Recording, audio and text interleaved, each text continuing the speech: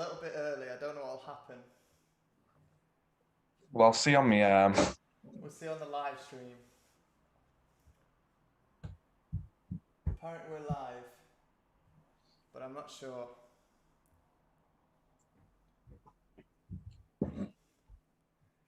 Does it come up on yours? Oh, there we go. We're live, I think. See on me. Yeah, it is. It's live. Live. Nice. Hello, everyone. Apparently we've got 4 viewers.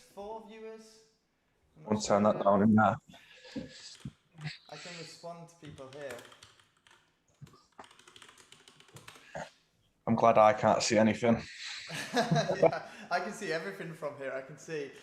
I can't see who's watching, but I know some people are. It says 5 people are waiting. But yeah, if you're watching and you can see us at the moment, can you type something in the comments so that I know that you can hear us and you can see us loud and clearly? If you could, that'd be great. If not, I think you can do a thumbs up. If you do something like that, that'd be good as well. Lucas is watching it on my iPad in the living room at the moment. Hello, that's my dad. Hello, Dad. Can you hear me okay?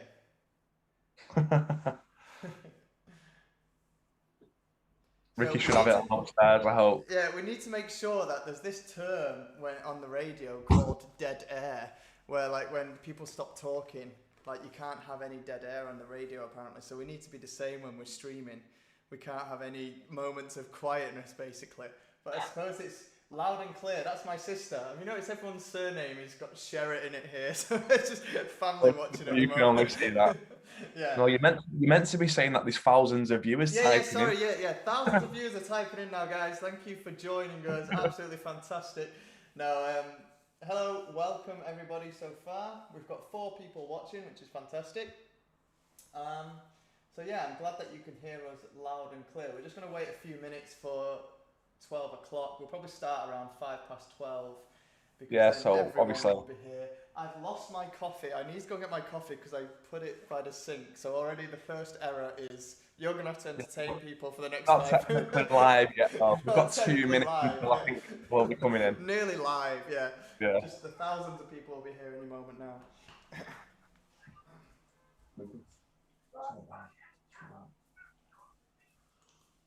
Lucas in the background watching his tablet. He prefers a YouTube video rather than watching his dad. Oh, that's fair enough, yeah. I don't blame him, to be honest. Hi there, boy Rex. How you doing? I know. 3 people watching, 7 people watching. Oh my God, now this is becoming pressure. If it gets into 2 digits, I'm going to be really nervous. If it goes double digits, I'm going. Yeah, I'm going to be shaking on them. Sorry guys, I'm going to have to end the stream right there.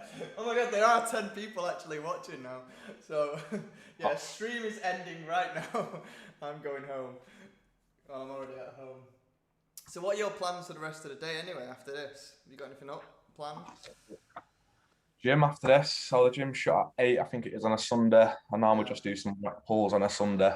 Just one exercise, about 5 or 6 sets, and then that's it. Don't often go on. I've not been on a Sunday for ages, so. Is it like a 24-hour gym? JD? Yeah. No. Through the week it's 6 a.m. till 10 p.m. and then on the weekends it's I think it's 8 till 8 on the weekend. So I wouldn't go gym outside of them hours. I know like your gyms. I know a couple of people who do go out around 3 a.m. because of the night shifts, but it's so bizarre going at that time. Yeah, no, it is, and it takes a lot to kind of get up and push yourself to do that because what you ultimately end up doing is you end up losing sleep unless you go to bed at like 7 o'clock at night. A couple of people who I know have done it who finish work at about 3 a.m. and they'll go straight to the gym. So yeah. Well, that's a good idea as well. I mean, it does take a lot. I think around Christmas time when you were sending me workouts, I was getting up at like 4, half 4, and like it does. You know, you get to midday and it's like, you're ready for bed. Yeah. But yeah, that's basically what happens. So after this today, I think I'm probably going to I'm going to cycle to the lake, I think, because it's a nice day. So, yeah. Want to take your Switch? Yeah, well, I haven't got a cover for it yet. So I don't want to take it because I love it so much. Hang on, I'm going to go and get it. We are supposed to be, we'll start in like 4 minutes. We'll give the millions of people a chance. Yeah. So I know my my little brother will absolutely love this, because he's massively into video games. But it's the colour that I absolutely love, because I used to have the Game Boy Advance like that. So. Well, I had the colour, the Game Boy colour, so not the original, but the first purple one. I've still got it. I sent you a picture, didn't I? Yeah. Yeah, still got that. Nice. I asked my dad before. I was like, "Do you remember where all my old Pokemon games are and my old Game Boy, consoles are?" But he thinks that I took them to my mum's, and then they probably just got lost, and What one parent blaming the other? Yeah, one parent blaming the other, basically. I'll ask my mum and she'll blame him. Yeah, sounds about right. She's like, "I think your dad's got him." That's what I think your mum's got him. I was like, "No, where are they really? Come on. You just thrown them in the bin, haven't you?" So I'm so glad that we kept ours in good condition as well. The thing is, they're worth a lot now, you know what I mean? They are worth a lot of money, Yeah, definitely. So, right, okay, should we get started? I mean, it's 2 minutes past 12, so if you're not here by now, you've missed the intro, the boat, really. All right, let's give it a couple more minutes. Yeah, give it 2 more minutes, and then we'll go in, and then we'll just go into why we're doing this, etc. Yeah. See if I've got any messages off my thousands of followers yet saying that they're tuning in. I'm just going to do the same. I mean, I've got... I'll have to respond to them all later because there's too many, asking. So no, but I'm excited. I'm excited to have a chat because, like we said, we always have these chats anyway, and I think it's important to just talk as genuine, people about these things. So I'm looking forward to having a good chat today. Well, never know. In a couple of months, it might be a big hit. Yeah, well, it already is. Obviously, I mean, 8 people watching at the minute, so. 9,000 next week. Yeah. I've actually spoken to a few people already about, coming on and joining us. Like I said, I've got a few people in mind which we can sort of talk about today, and hopefully people will jump on it as well. Even if they come on for 10, 15 minutes just for a chat, and then all of a sudden it just becomes that instead of just live talking about things. Yeah, because people will get bored if it's just us two. I mean, there's not much we can do. Well, speak for yourself. Yeah, speak for myself. I'm quite boring. Oh, there we go. We've got a comment now. It's from Boy Rex saying, "I remember playing Super Mario 64 on the DS. Did you steal that from me by any chance, Boy Rex?" Boy Rex is my little brother, Zach. And I think he's the person that stole all of my video games. So, I don't think he did really, but... Go back and get him. Go back Send and him get in. them. Yeah. I want them back one day. All right, okay, so I think we're going to start then, because it's more or less... Yeah, get going. We've got 10 people watching, so thank you so much for everyone that's joining us here on a Sunday. I know it's probably, you could be doing... Well, you probably couldn't be doing anything better than joining us right now, because this is going to be the most interesting part of your day, I think. So this show we've decided to start, because we have these conversations, would you say every week, about health, fitness, mindset in general? Yeah, well, we talk most days, but sort of like once a week we'll get more deeper into things, won't we? And then once a month we will catch up like this. So like you yesterday, it's a good idea to get going with this. Yeah, definitely. So I had this idea of, starting these little chats about certain things that, what makes us tick, especially when it comes to health and fitness, and also mindset, mental health, a little bit of everything really. So that's what this show is going to be. It's going to be us two talking. Maybe there will be lots of comedy in here as well, and that's basically why we're doing it. We're just going to be having a chat, talking about different topics, a different topic each week. This week we're going to talk about motivation. So what motivates? Is motivation real? Is it something you could create, or is it a finite resource that you only have access to every now and then, or is it something you can continuously tap into? So that's what we're going to talk about. But first off, I think it's probably a good idea to introduce ourselves, right? Because we might have some viewers that know who you are, but they don't know who I am, or they might know who I am, but they might not know who you are, right? Yep. So I'll talk about myself first. I'm Mr. Joe. I think it's because I get called Mr. Joe more than I get called Joe these days. So, and I get called, I'm a primary school teacher from Wythenshawe in Manchester, England, and I now live in Verona, Italy. I have a huge passion for health, fitness, lifestyle, nutrition, all of the good stuff. So I'm a primary school teacher in Verona, Italy. Like I say, love health and fitness, love my running, cycling, going to the gym, all of those things. And yeah, I basically live in Verona, Italy. I don't really know what else to say about myself. I'm not very good at this stuff. I play guitar, I play piano, Plays his Switch. Yeah, I play my Nintendo Switch every now and then. I've got it here. You never want to see me playing Just Dance because that's, there's videos somewhere that aren't very good about that. So that's who I am anyway. Yeah. I think you're going to have to do that again in Italian now for your Italian viewers. Yeah, because there's probably about 2 Italian words. Ciao, mi chiamo Joe, sono un insegnante da Inghilterra. No, I'm not going to do that. I am famous, by the way. I did have an interview once with an Italian news channel about the current, schooling. When all the children were learning at home, I was interviewed on a news channel and I spoke in Italian. So, I was actually famous before today. So, just for the viewers there, you are in good hands here. So, yeah, so that's who I am. Yeah. And Hayden here is, you want to introduce yourself? While I get coffee? So I think everyone will know who I am. I'm only joking. Yeah, so I'm excited to get this going. Obviously, the big notice that Joe gave me, which was about 4 p.m. yesterday. Yeah. He asked me to do this today. He sent me a voice note.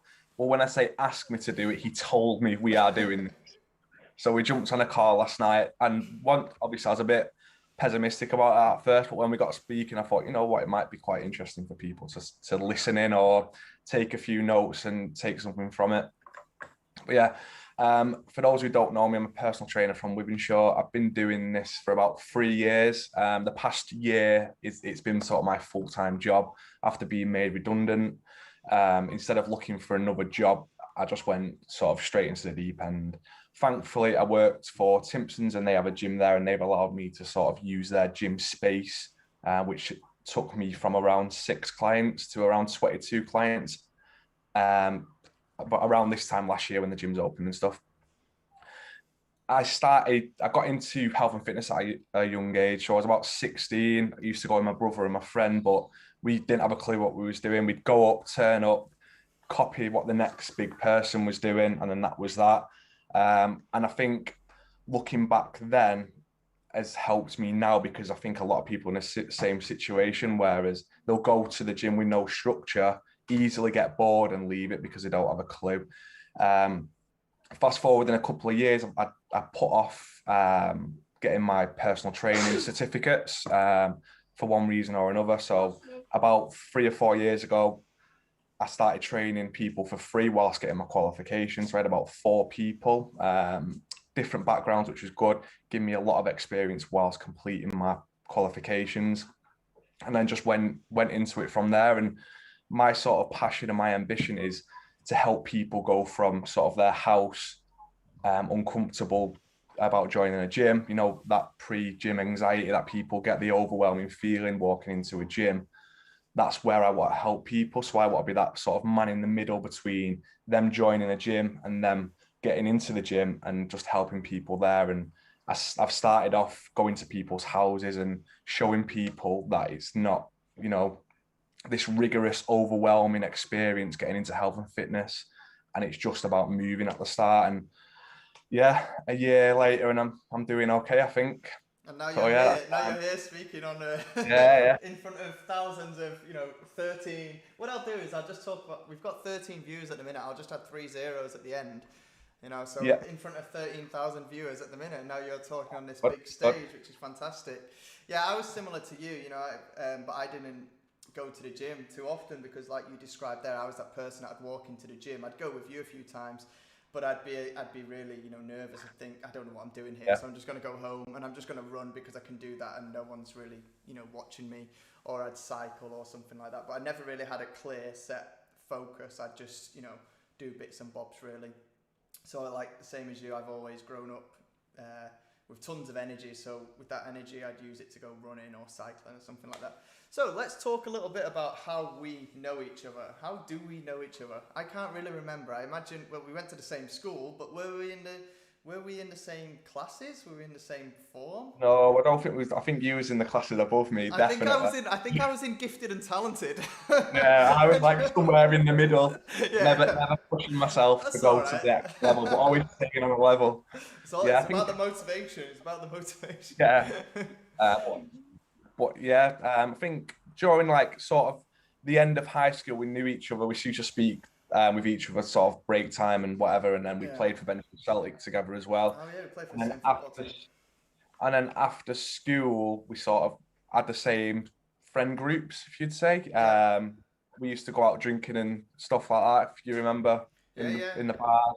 So we used to do that sort of thing. And then I think we'd always stay in touch over Messenger after that. And then obviously, when was it now? We got back in touch properly. I think you reached out about 7 months ago. 7 months ago or something like that, yeah. Around November, wasn't it? Yeah.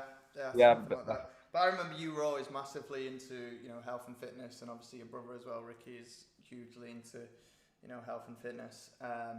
So yeah, it's something we've both kind of done since being young, but I'd say we were on different paths. I was much more cardio-based, running, cycling, whereas you were much more in the gym, lifting weights and things. But I think we have similar experiences and similar, mindsets, especially when it comes to motivation, things like that. Yeah.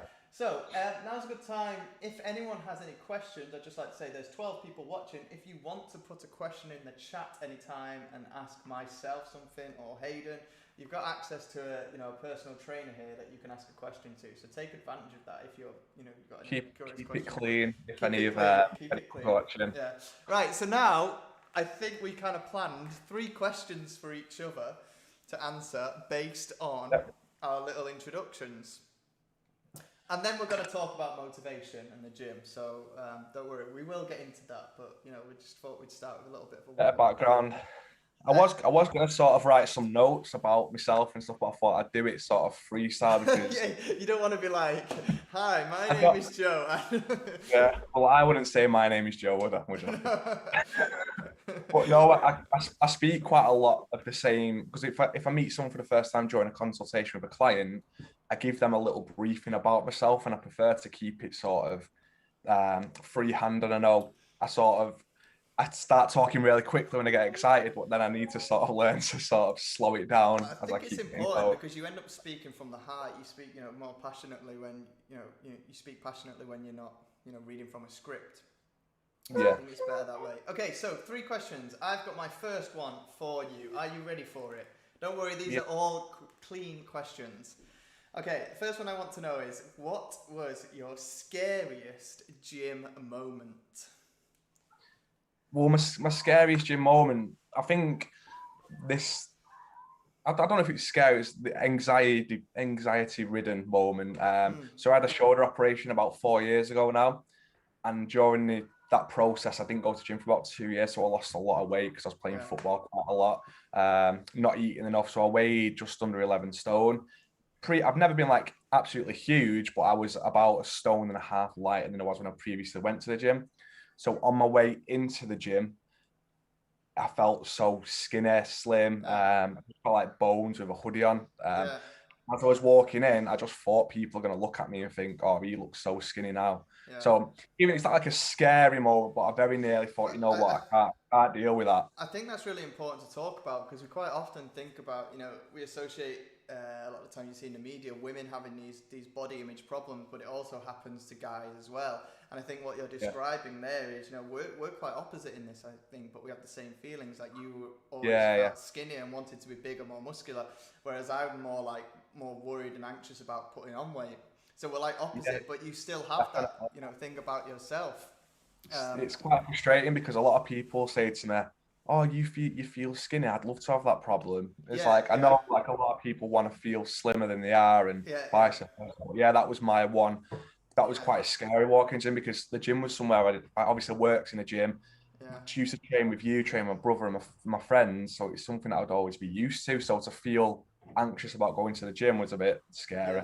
I think it happens to me as well. Like I get told of, quite often stuff like, you need to eat more, you should eat more, you're too slim, and I'm like, it sets off like this anxiety. You know what I mean? It does affect me as well. I don't like to, you kind of focus on it quite a lot. Okay, so I'm gonna answer that myself. Scariest gym moment. Mine was like probably about a year ago when I started actually going to the gym instead of just running and cycling. And I remember trying to do a bench press, and you do a couple of reps, and you're laying your back and you're thinking, yeah, I'm good, I'm strong and powerful and all this. I had pre-workout as well, which for those of you who don't know, pre-workout's like a stimulant. It's like caffeine and mixed with other stuff that makes you hyper alert and makes you focus for the gym. And I put 50 kg on the bar, and at this time I was really, really weak. And I did like 2, and then I could feel it. But then when I was coming down on the 3rd one, it just got stuck and I couldn't move. Like I didn't have the strength in me at all. And the panic inside, because it's also laced with embarrassment, right? You're worried and you're scared, like, oh my God, I'm going to end up like leaning back with a bar over my neck, legs in the air or something. And I had to push the bar onto my legs, and then the gym guy, there was loads of people in the gym guy came over, this huge guy just lifted the weight and put it back on the bar. Just by bicep curling it. Yeah, and I'm there like, and I was shaking, like everything. I was literally like, it was terrifying, like really, panicked me. And then it made me think, I don't want to try, bench pressing that weight again. And the problem is, I put the collars on the thing as well, and normally when you're bench pressing more than you think you are, you're supposed to take the collars off, I think, so you can shove the weight off if you get stuck. So yeah, scariest gym moment. Go on, your question for me before we... I think I've got like sort of a similar story. So I think sometimes when you go back to the gym, you forget how heavy the actual bar is on its own. Yeah. So quite often it weighs 20 kilograms. So that on its own is quite heavy. So I remember, similar to yourself, after my operation, I went to the gym and there was no one downstairs. So I thought, right, I've got the mobility back in my shoulder a little bit. I'm going to try this. So I lay down, got the bar off. I did one very shakily, and then I couldn't do any more. Yeah. So that sort of like quite, not scary because I did do it, but like that was a bit like a fed up moment for me. But yeah, my question for you is, obviously, I know you've been out in Italy for a while now, but what I don't know myself is when you actually moved there. How old was you? And what made you think I'm going to go to another country and teach? Well, this is a strange one actually. My girlfriend at the time, Dan, I don't know if you knew Danielle. We did a few workaways, which is basically where you go and stay at someone's property in exchange for free accommodation, free food, and you just help out on their land.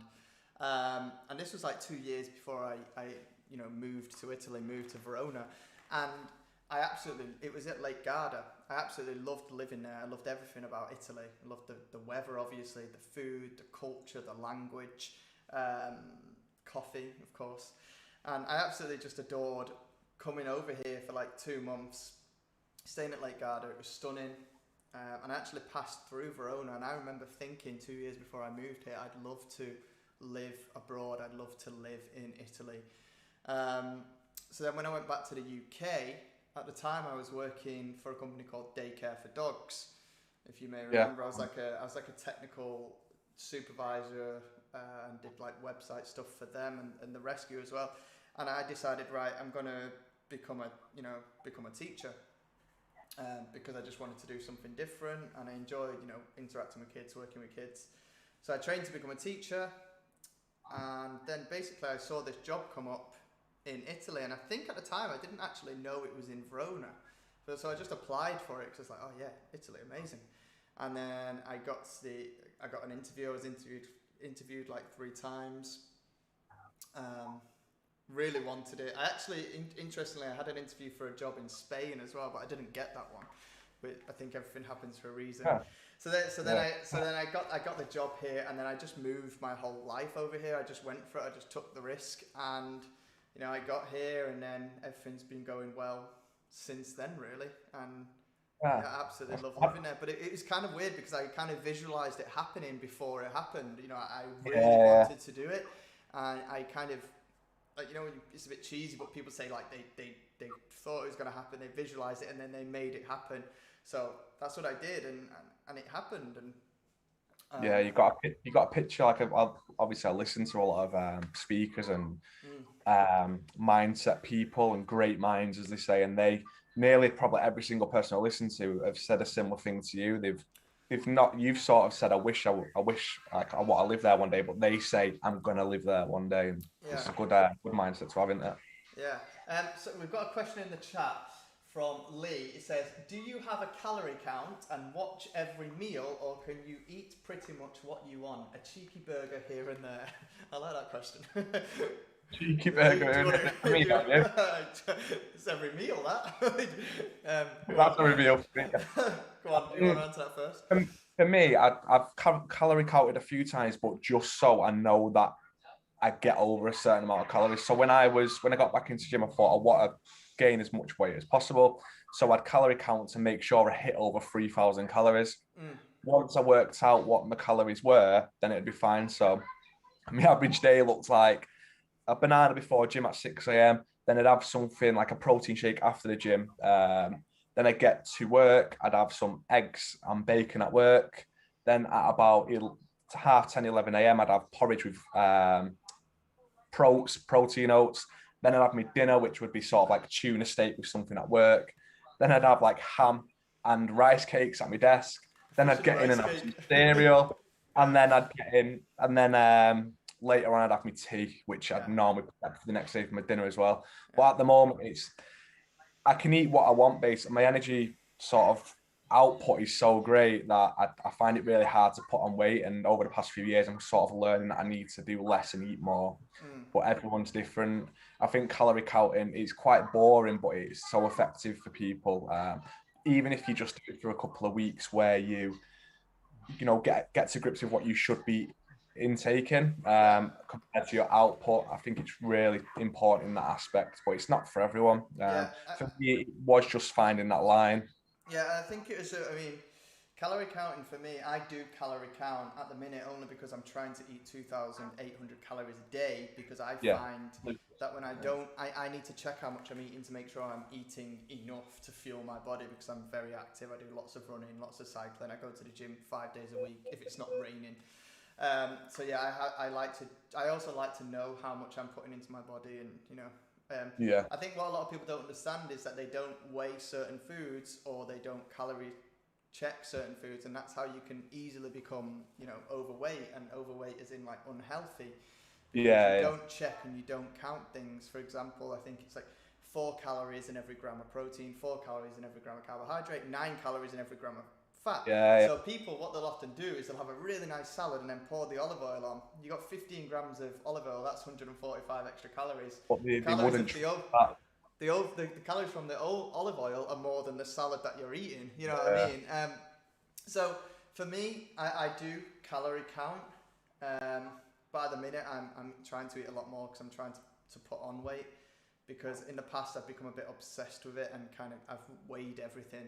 But I think once you do calorie count, you get a good idea of how many calories are in certain things anyway. So if I look at a food, you learn, a piece of bread, you think, oh, that's probably around 120 calories or something like that for a piece of bread, like 50 grams of bread. And you kind of get used to it. So, yeah, I do calorie count, but go on. I think calorie counting's got a bad name as well. Like, people associate it with being obsessive, but why not be obsessed with yourself? Why not? Yeah. Why not look after your body? And exactly, yeah. Like, I'm not going to lie. I know it's practice what you preach, and I don't advise it at the start to people. I have my own techniques with people on that aspect, but if we don't see results, I do encourage them to calorie count. But I also make them aware that I'm not going to be a hypocrite and tell you not to put certain foods in, because I wouldn't do that myself. Yeah. But so yeah, I calorie counted just purely to hit a certain amount of calories, whereas people calorie count to stay under a certain amount of calories. And like you said, they miss out stuff like the fats from oils and sauces that they use, etc. So yeah. Yeah, we've got another question here. We'll move on to our other questions in a minute, and then we'll start talking about motivation. What is your favourite thing about health and fitness? From Boy Rex, who is Zach, who's my little brother. My favourite thing about health and fitness is the resilience and the mindset and the mental toughness that it takes into other areas of your life, like the discipline it creates. So for me, running and cycling, cardiovascular exercise for me, the discipline when you get to a point where you're tired and you think you can't keep running, you can't keep going, and you push past that barrier. Yeah. It also translates to your everyday life. So with work, sometimes if you're thinking you can't finish something, or you don't feel in the mood to, finish off a project, it builds that resilience that no, you can do it, and you're going to do it, and you're going to succeed, really. So yeah, I think it builds mental toughness is probably my favourite thing about it. What about you? Yeah. So I think my favourite thing, fitness in general, favourite thing about fitness is obviously lifting the weights. It's something I really enjoy doing, and I enjoy the fact of getting stronger from it and feeling better about myself, and your clothes fitting in a different way, etc. But I think the number one thing with health and fitness is that it's only you that can do it. So a lot of people feel great after going to the gym, but they don't quite put the 2 and 2 together, whereas it's only you that can work for you. So if I was to go to the gym, you can't say, right, I'm going to the gym, Joe, can you do the bench press for me and do the cardio for me? Yeah. You can go to work and have your PAs do whatever for you, but in the gym it's a bit different. But yeah, that's my favourite thing about it, knowing that you've got to put the work in. Absolutely. Okay, my second question. Most embarrassing gym moment? Lucas. Sorry, I thought you were asking Lucas then. Lucas, what is it?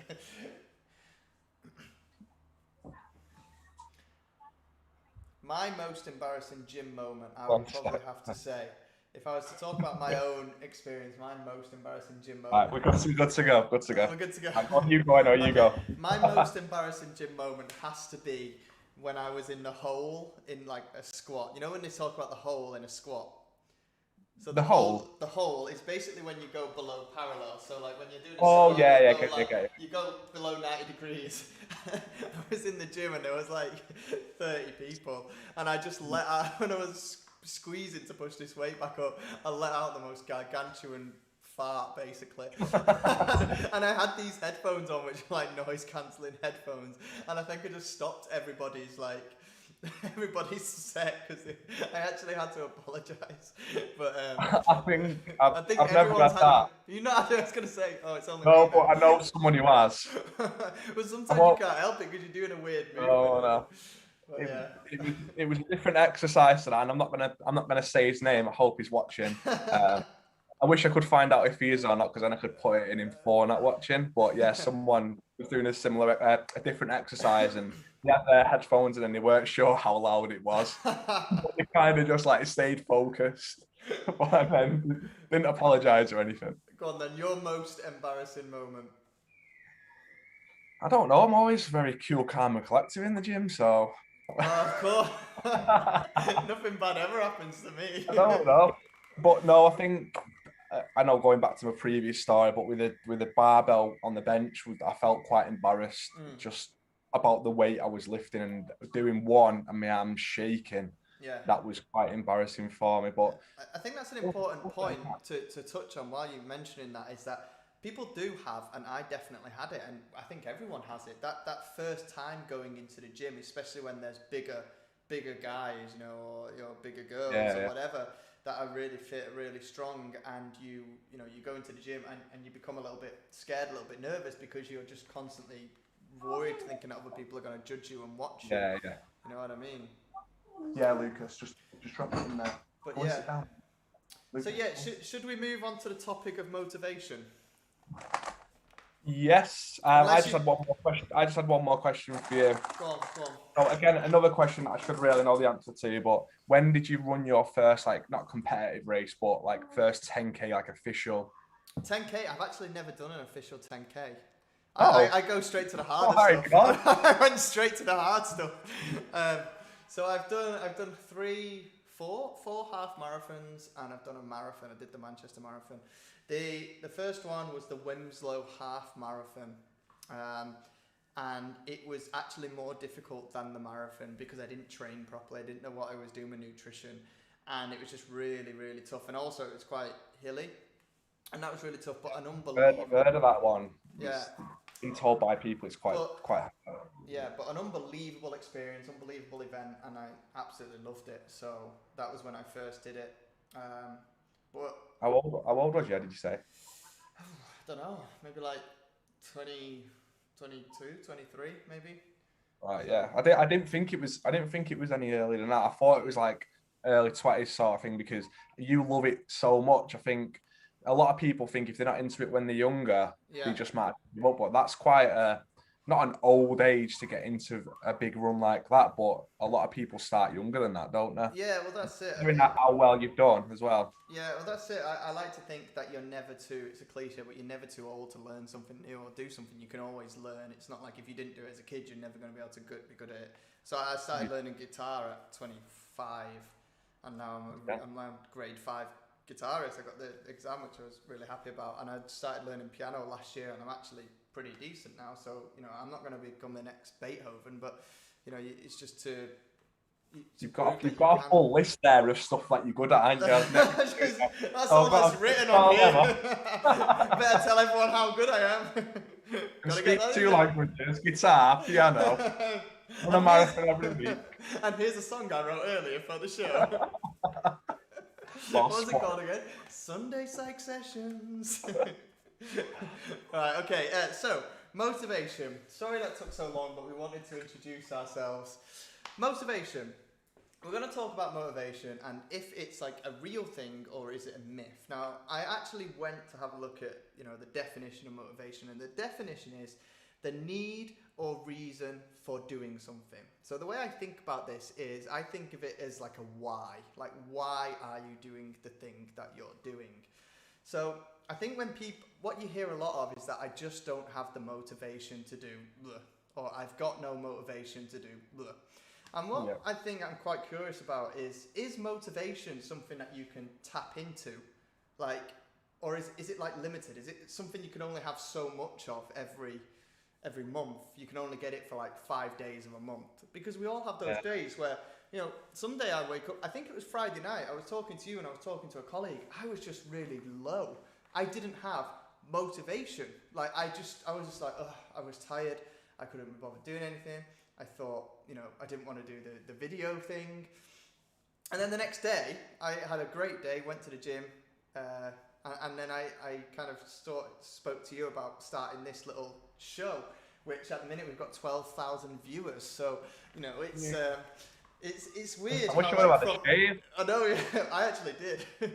I know I was going to say that. But actually, to go from the Friday night feeling like I've got no motivation to then on the Saturday day having lots and lots of motivation, how can we tap into that more regularly? Like, is it a myth? Is it something that does just come? Like, it's like where does it come from, and why do I sometimes have it and why do I sometimes not have it, and how can we create it? So yeah, I don't know what you think about motivation in general. Like, what's your understanding of motivation? That's mine. I'm waiting to jump in. I'm my pre-workout. I'm ready. I'm pumped. Yeah. So yeah, I think as obviously a fitness professional, probably sounds a bit weird saying that. No, as a fitness professional, one of the first things, if not like 95% of the time, I ask people sort of what stopped you in the past is one of the questions that I ask people. In fact, I think it's a valid question, and they either say they've had no motivation or they've been waiting for motivation. And I've absolutely got no issue with people saying that. It's something that we think we need, in my opinion. It's something that we sort of wait for, as if like some woman or some man's going to walk past you, go down the street and go, there you go. Yeah, here's your motivation. Here's a cup of motivation. Here's Pikachu with motivation for you. And they'll wait for it. And don't get me wrong, you do get glimpses of it. That's why sort of people do message me about training, or they'll message a friend about going to the gym because you feel a spark of motivation. So I do believe there's sort of like a little spark that goes on every now and again. But I was watching Mel Robbins a while ago, and she said motivation is just bull. She said it's non-existent. It doesn't exist. And at first I sort of disagreed with her. Not to her face, obviously. No, I did. I'm like, hello. Is it from the conversation I don't agree with you. No. So she spoke about it a lot, but she went into more detail, and I thought, you know what, she's got a point. So I sort of, over the past year, especially speaking to just everyday people like myself, people who've got, just everyday jobs who are parents or in a relationship and they do the 9 till 5 and they'll do this, like they'll have this routine on tap now where it's just their everyday routine, Monday to Friday. Yeah, it's Friday, live for the weekend, and then they'll do that over and over again. During that time, they're waiting for motivation. And I do think motivation doesn't exist at the start. I think motivation is something that you've got to move for. So I don't know if you can see this. So I created a graph a while ago, a couple of weeks ago, that I sent to you, didn't I? Yeah. And I think in order to get motivated, you've got to move and you've got to have discipline. So the discipline is creating daily habits. If you're moving, everything's going, you're progressing. If you're progressing, then you're going to feel fulfilled at the end of the day. If you're fulfilled, then you will be motivated because you're progressing and feeling fulfilled. So my sort of theory, and I wrote down like a calculation sort of thing. So moving plus discipline, which is your habit, equals self-progression. Yeah.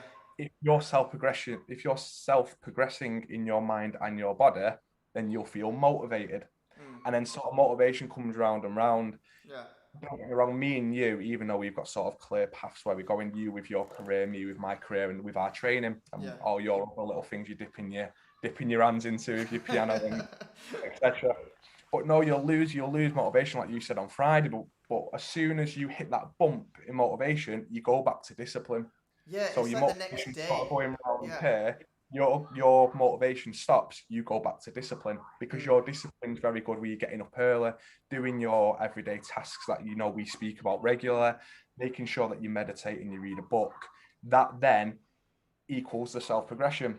When you are self-progressing, you become motivated again. But instead of people are waiting for step 4, which is motivation, they should be doing step 1, which is moving. So, well, no, it's I'm kind of contradicting myself when I say that motivation doesn't exist.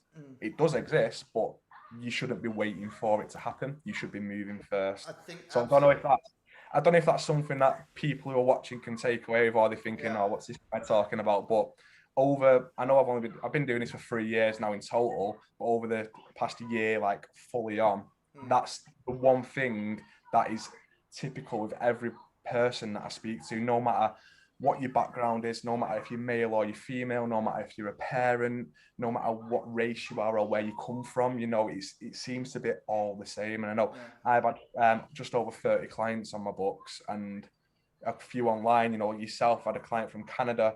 I've had a younger clients, older clients, and it's the same. So motivation, to answer your question, is that? Yes, I'm No, I completely agree with absolutely everything you say. I think it's about having those daily habits and the discipline and the accountability to yourself. I read the book by David Goggins, and then I turned into David Goggins for a week. Goggins yeah. But buy the book. That's a 10k vest. Buy a 10k. Does a 10k every day. It's a YouTube video. But it's about kind of it's about being accountable to yourself, setting these daily habits and being disciplined. So even when you have those days, so I can see Lee's just put a comment saying, I think we all have up and down days when we find it hard to do things. And I think that's absolutely right. Yeah. But I think it's when you have those down days that you need to keep the discipline in check. You need to keep the morning routine, the 60 push-ups. That's when it's most important, Yeah, but it doesn't have to be someone else's morning routine. That's the thing. It doesn't have to be my morning routine. Like I would never want anyone to watch a video I do and then say, oh, look what he does in the morning, I can't do that. It has to be unique to you to start that ball rolling for motivation. So for you, if it's get up 30 minutes earlier and go for a 20-minute walk, you know what I mean? That might kickstart some motivation to achieve a goal you want to achieve in your life. You might be thinking, I've wanted to do this for so long, but I've just not done it. Start with something like a daily habit to get you into doing that, and start with something small. Don't start with the end goal. Start with learning something tiny. There's a big thing at the minute saying about like reaching 10,000 steps is meant to help with maintaining or losing weight, and I think it's great, but that's quite overwhelming, hitting 10,000 steps. So quite often I'll set sort of 5,000 or 6,000 steps with people, but the one thing I do with clients, and it's the one difference that makes with people. So for the person who's commented that they have the down days and their up days, the one thing that I set for people every day, and it's sort of a non-negotiable task, is star jumps. So I'll set them sort of ranges between 40 to 100 star jumps. And what that does, I'm doing a video on it. I'm going to post a reel about this tomorrow as well. But one thing that a star jump does is everything moves at the same time. And if you're moving, you're progressing. And again, it's something you do every day. So it's going to be discipline, a disciplined habit. You're going to be self-progressing because you're moving. And then when you feel down, you move. And I'm not saying that this is going to be absolutely like people slip into depression. I'm not saying do a star jump and you'll be okay. But no, it's creating that discipline every single day. And it's for you as well, because you're the only person that can do it. No one else can do it for you, no matter what time it is. You've got to get up and do that little movement in your living room while X Factor's on. You know, I'm sure Dermot or whoever the host is doesn't mind you doing some star jumps while someone's performing. Yeah, exactly. But no, it's that discipline. I had about 4 clients who absolutely smashed it last year. I put them on my feed, and the one thing that every single one of them said, because I sort of asked them, what's the difference for you? And he said the daily habits, like doing the star jumps every day. I'm sure Rich won't mind me saying, I don't know if he'll be watching, but at first we struggled, you know, to get a star jump. I posted a video of him and you could see his movement and his coordination because of, you know, his build and his weight. But then he kept up with that every single day. He told me that he'd be doing them before bed. And that's the one thing. And there's nothing sort of secret about it. There's no secret potion or secret movement with a star jump. There's no magic pill, you know. It was just the movement of it. So yeah. Yeah, and I think after seeing one of your posts about Richard, I think it'd be absolutely incredible to get him on here at some point and speak with him. He'd be a really good guest. Yeah, definitely. I'm sure he wouldn't mind speaking. Yeah. So for me as well, motivation is the kind of like. Sometimes I have these ideas in my head and it might come from reading something, watching something, seeing something, anything, and it'll create a little spark in my head, a little idea, and then it'll be like, right, now I need to do that. And the motivation for me is this kind of idea that I have a fear, and the fear of not doing it is so much more terrifying than actually doing it. So if I do something like this video editing thing at the minute, or try to learn the piano, if I fail miserably and I don't do well at it at all, or people are laughing at me, like, I'd rather have that than look back in 30 years time and think, I should have done that. I should have tried that. You know, it's all about life's just like this journey. It's not like I don't want to set a goal at the end. It's like this journey, things that you do.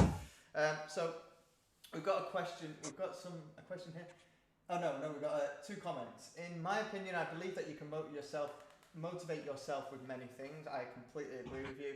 And another comment saying swimming is great, both for motivation and discipline. Yeah, swimming, I'd love to get into swimming because I can't swim.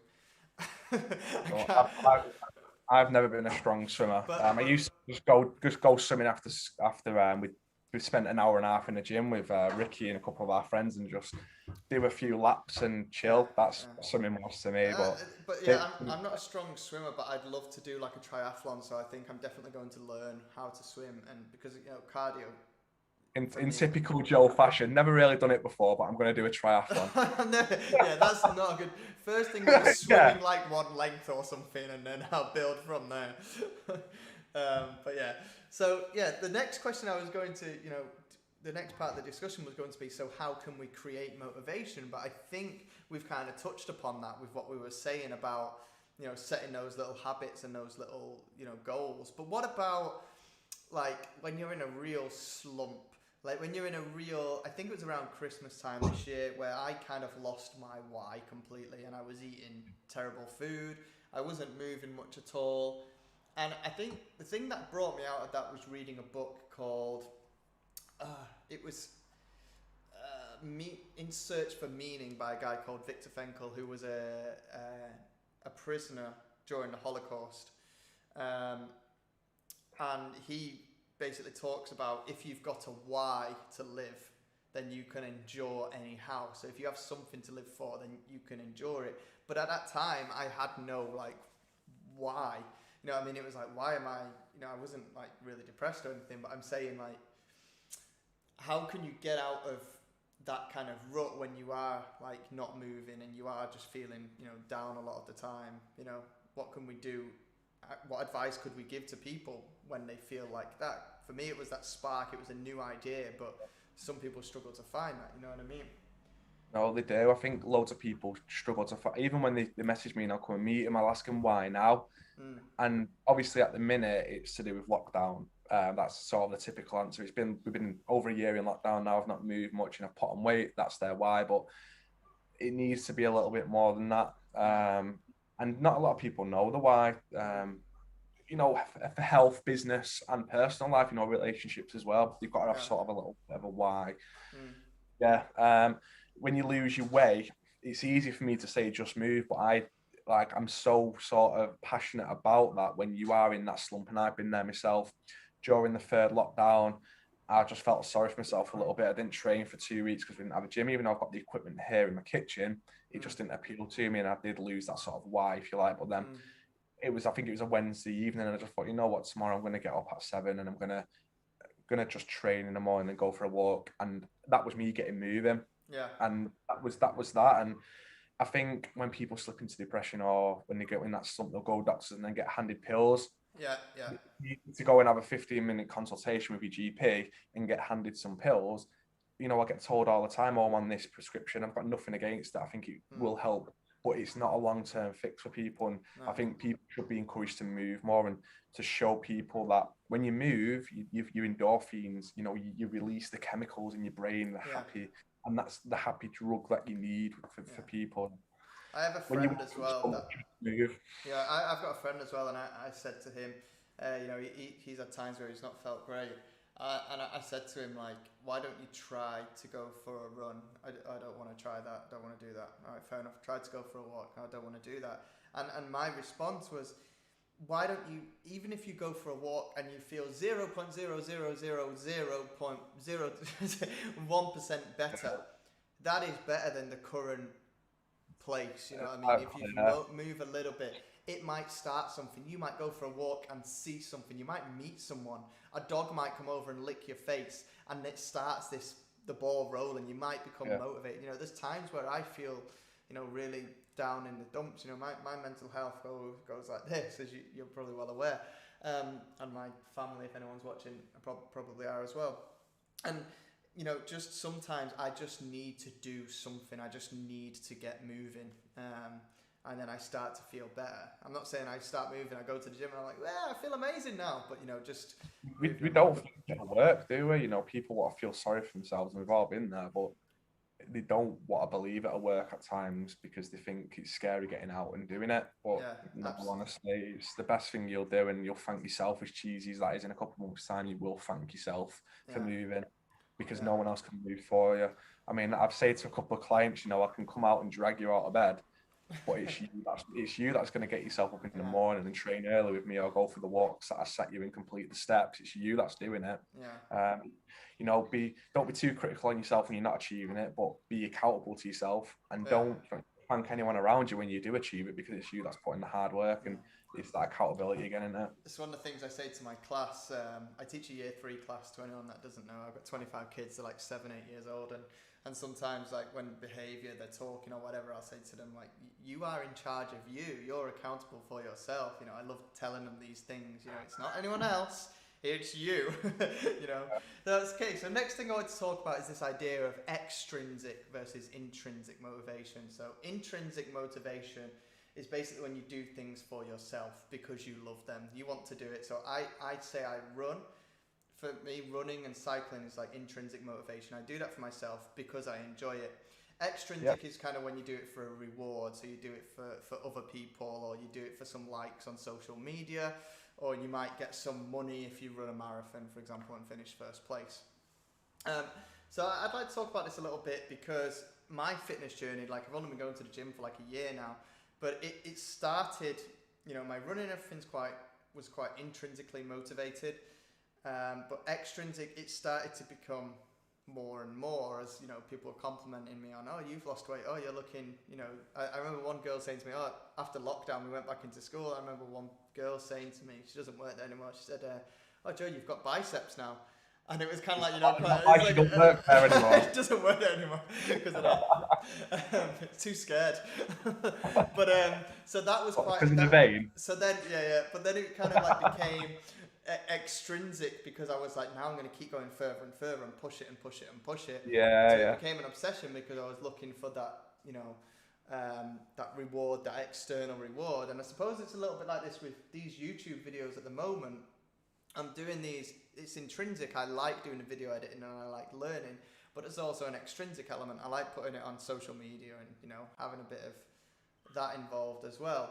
So yeah, obviously it's a mixture of both. They're both healthy, but obviously you want to find a balance. I don't know what you think about that, because you don't want too much intrinsic motivation where you're just always focusing on yourself and you become obsessed with running. I think you know, you need what a lot of like fitness professionals and coaches, etc., and even teachers, you know, when we used to go to school, we used to think that, you know, you see your teacher from 9 till 3 and then they've not got a life away from that. yeah. So it's weird, like everyone's got to have that's something that they do. So for me, my motivation for me is, you know, getting stronger. I hit a new personal best last week, and that for me is like, wow, I've never reached those heights before.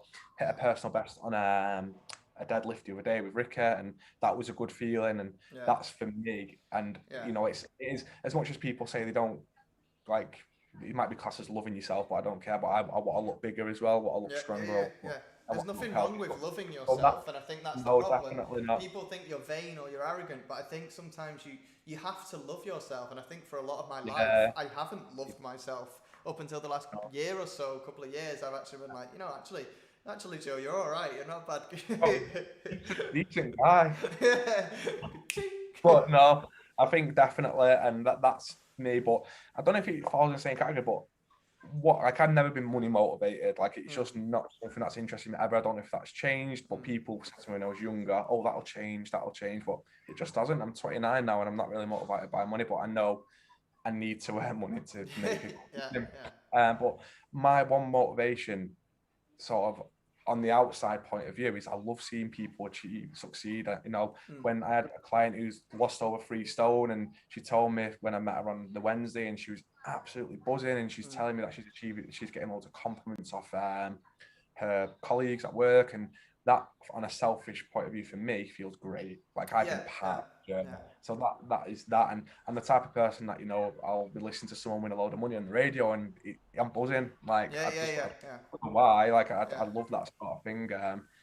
So on that point of view, and obviously when people tell me, "Oh, you're looking bigger," that's, again, I enjoy that, because I know that it's, because you look at yourself, and I still look at myself as quite slim and skinny, and I can't help it sometimes. But when people go, "Oh, you're looking bigger," I'm like, "Oh, nice one." And then I get a couple of mates who go, "Oh, you're looking skinny," just to like just to annoy you. But I'm the same as you in that sense. I think we both have a similar kind of job in the terms of what we do, in terms of what we see. You know, I see children growing and you know, becoming better versions of themselves, and you see it with people, and you help them along that journey, and I help the children along that journey. God help them. But so I think that's absolutely true in terms of extrinsic and intrinsic motivation. Hello, we have some comments. I've got some questions. Sorry, well, not questions. Please ask us some questions, guys, because if not, we're just going to talk to each other, and we'll have to ask ourselves questions. We've got something else we need to touch on. It's in line with the motivation. It's the sort of, because we know that you're big on your morning routine. Yes. And you touched on it before. I think it's important to speak about that. And I know a lot of people. I think it's a book called the 5 Minute Club, or 5 minute morning. 5, but it's also a 5. I can't remember what it's called. Emma, if you're watching, pop it in the comments. I can't remember what it's called. But yeah, there was a book like that, and there's loads of books now, and I think it's so important to get that routine going with that. So I think you should talk about that for you, and just like see how my morning routine. Yeah, talk about it. It touches on the YouTube videos that you've already done as well. Yeah. By the way, guys, if anyone wants to, I've put Hayden's link in the description if you want to contact him about getting started with his with your fitness journey, or just getting moving, then send him a message on Instagram or let me know and I'll put you in contact. So we've got some comments. We've got Boy Rex has written, progression in itself can be motivation if you know you can get something out of it. So I think that's incredibly true. Yeah, if you know what you're striving towards, you know, if you know your goal, then Progression is fantastic for that. Someone said, hi, doing great, loving it, very motivational and positive. So we're very motivational and positive. That's good, isn't it? Why are you smiling so much? They're cooking their dinner whilst okay, fair enough. pulling a full funny faces. It's alright, we'll be in a studio next week. week. She's gonna come on for a quick chat in a minute. Oh, is she? Alright. Yeah. Alright, go on then. So what's the next thing? 5-second rule, I think. Oh, that's the name of the book. 5-second rule. So yeah, guys, please don't be nervous. There's 13 of you watching us at the moment. Send us a question or just send us a comment, and we will tell you something. I don't know. So you wanted to talk about morning routines? Yeah. So my morning routine, or just yeah. So how important do you think it is? Well, for me, a morning routine is incredibly important. I like to get up early before everyone else is up. There's something about that, you know, just being up early in the morning to get a lot of things done before I start work. So sometimes, you know, this week we've got a lot of stuff coming up at school. We've got to do like a class book. We've got to do report comments, all of the teacher stuff. So I've been doing that in the morning. I've been getting up early, doing a little bit of exercise. It might be a walk, or it might be some push-ups.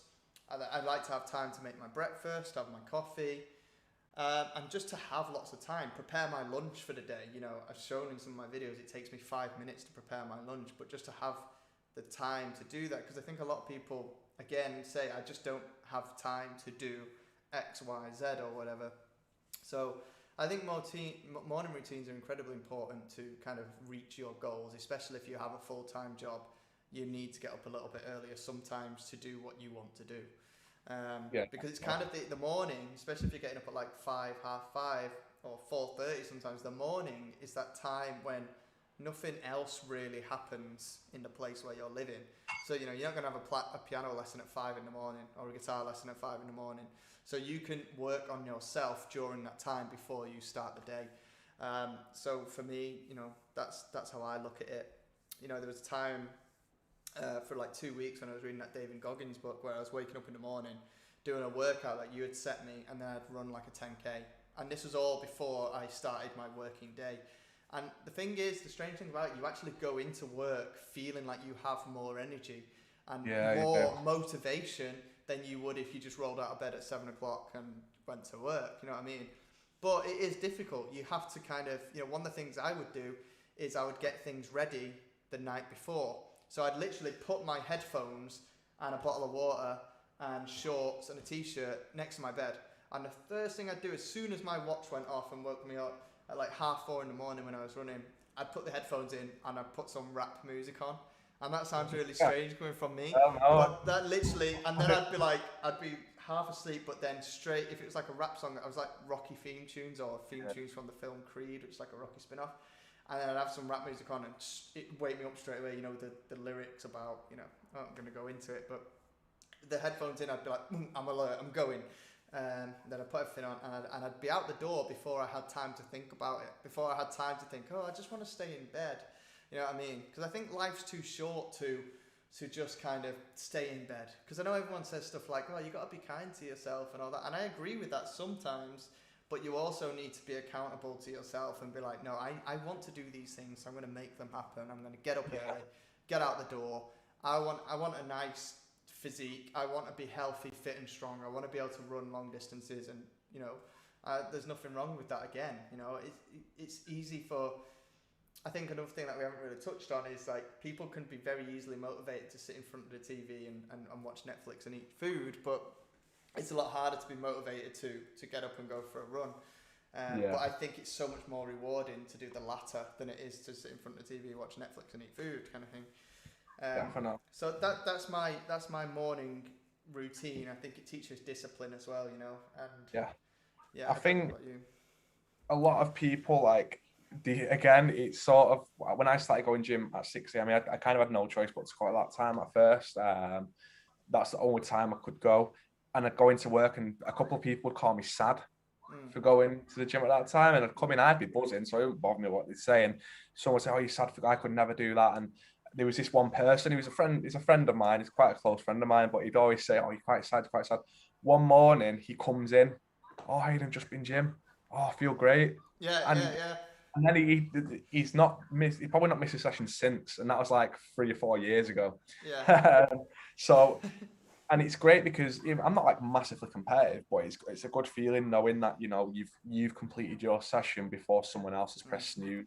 But I don't know if you had this as well. Like I became quite paranoid about it a little bit when it came to like work and general life and friends and stuff. I thought that people were probably thinking I'm weird or there's something not right with him. He's obsessed because he gets up at this time. It's not right. It's not normal.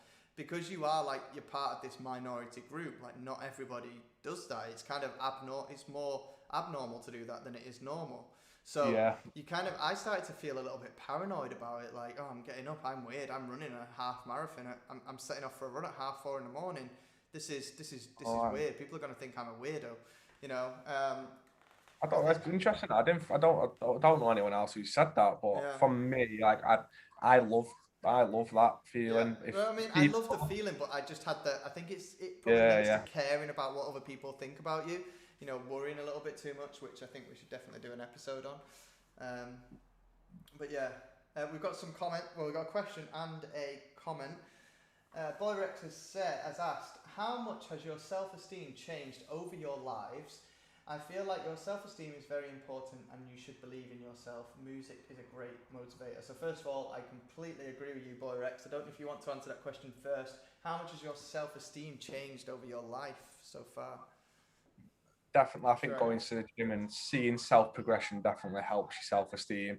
One of the biggest things I see with clients when I first go and see them, obviously the self-esteem is quite low because they don't like certain stuff about themselves, hence why they've got in touch with me and they want to change things physically. I think a lot of people think that they want physical change, but it's actually mental change. Yeah. So once they start seeing the physical results, even ever so slightly, I had a client who I think he'd only lost about 5 or 6 pounds at the time. So getting on half a stone, which is impressive. But he said, oh, people are starting to comment and saying that you're looking healthy and you're looking happier. And I said to him, look, I'm going to be completely honest with you right now and say you've not lost a great deal of weight. We're not where we want to be, but you're exercising, you're moving, you're feeling happy about yourself. So all of a sudden people are walking like this and they're walking like this. When someone looks happier, they look healthier. Yeah. So when someone looks healthier with that happiness that they're walking around, they instantly look like they've lost weight. Yeah. That's why when people on these adverts, they'll do a before picture with gloomy, with dark clothes and whatever. The second picture will have butterflies and flowers around them and they'll be smiling. Yeah. One looks overweight, one doesn't, because one looks unhappy, one looks happy.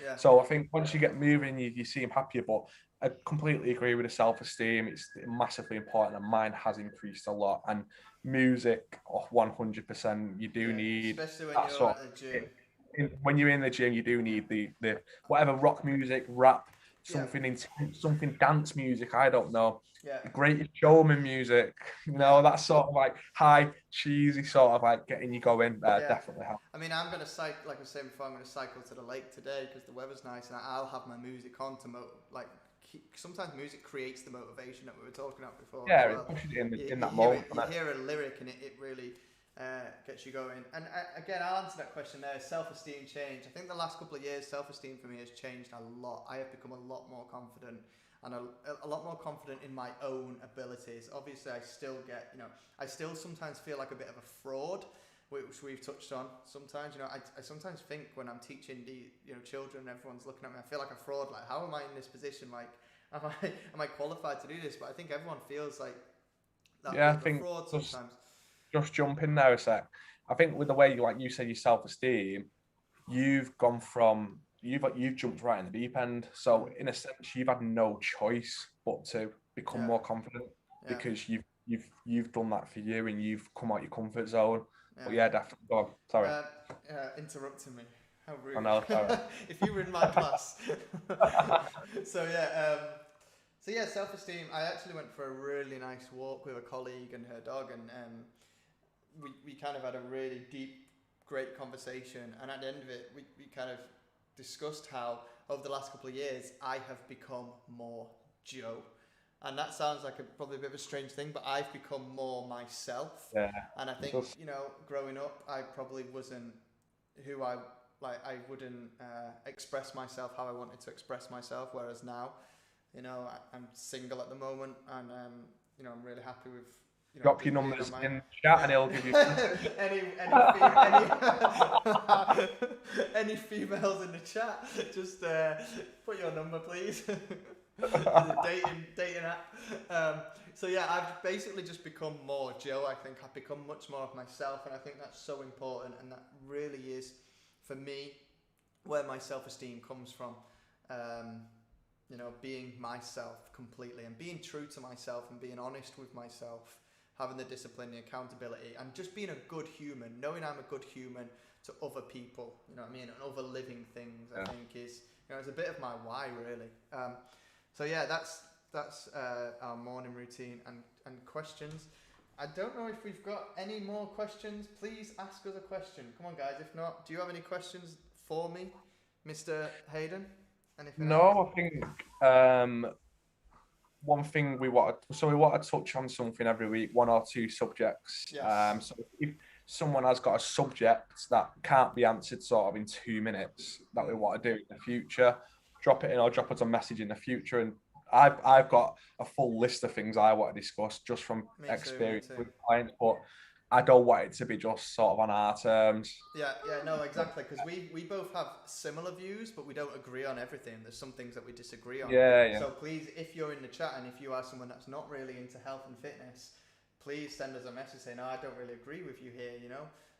Let us know and 100%. That's what it's all about, and definitely we can get them on as well and speak about their views. And if anyone ever wants to be on this little episode show that we've created, then we're going to be doing this every single Sunday at the same time. I think it's a good time.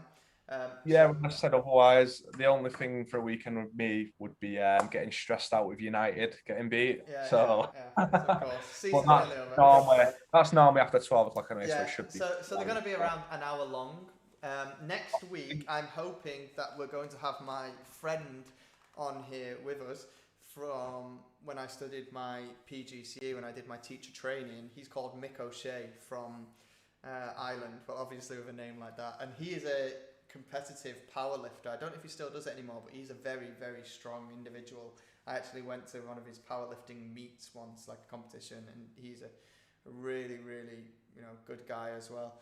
He's also played for the the Irish American football team, like their actual national team. So he's an incredible sports person. He's also a teacher, and he coaches a rugby team in his local area, and he's like in charge of PE, I think, at school. So it'd be interesting to get someone that we can pick his brains, because he's lifted like mammoth weights. We've got a comment saying, "Healthy body, healthy mind, keep doing what you're doing." Brilliant. Thank you very much. Thank you.